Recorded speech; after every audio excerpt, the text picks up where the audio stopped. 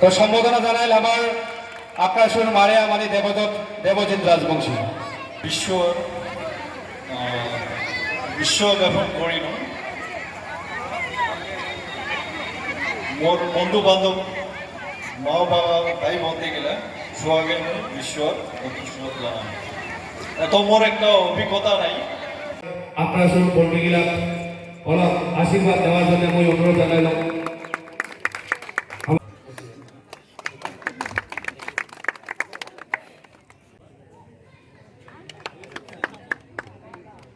আমার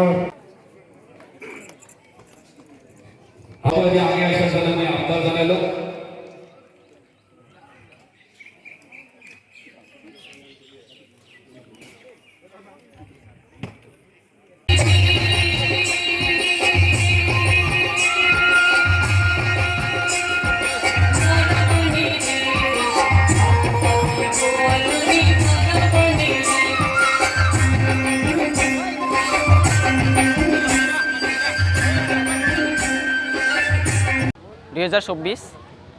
এই তাৰিখটোত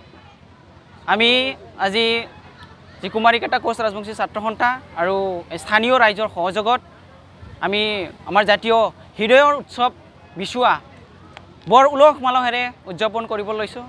লগতে আমি আজিৰ এই দিনটোত শুভ দিনটোত আমাৰ যি এই বছৰ 2023-2024 বৰ্ষৰ হাইস্কুল শিক্ষান্ত আৰু উচ্চতৰ মাধ্যমিক যি চূড়ান্ত পৰীক্ষাত সুখ্যাতিৰে উত্তীৰ্ণ হোৱা ছাত্ৰ ছাত্ৰীসকলক আমি সম্বৰ্ধনা জ্ঞাপন কৰিছোঁ সম্বৰ্ধনা জনালোঁ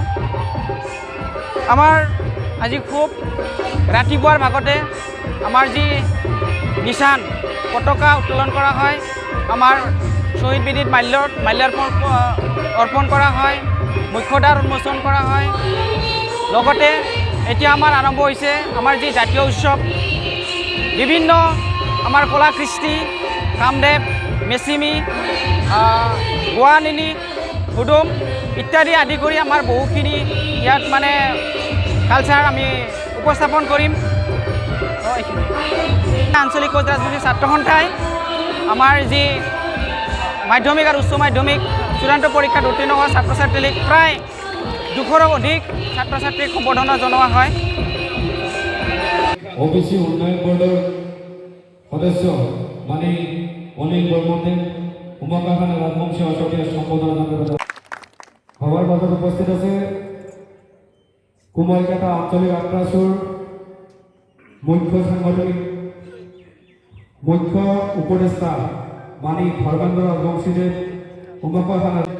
বিশিষ্ট সমাজকর্মী মানে নলিন বর্মনদের উমাকা খান উদযাপন সমিতির তরফ থাকিয়া রাজবংশী অসমের সম্বোধনা জানাইল